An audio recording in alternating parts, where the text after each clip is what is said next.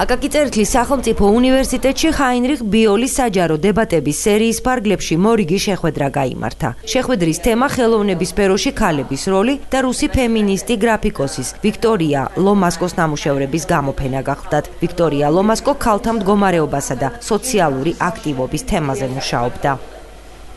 ძალიან საინტერესო თემაზე ვისაუბრეთ. ეს გახლავთ ქალები ხელოვნებაში, ანუ რა პერიოდს მოიცავს და როდის დაიწყო მასიურად ქალების ჩაბმა ხელოვნებაში, რა გზა გამოიარა ქალთა ფემინისტმა ამ ნაწილმა, რომელიც დღემდე არიან მოსულები.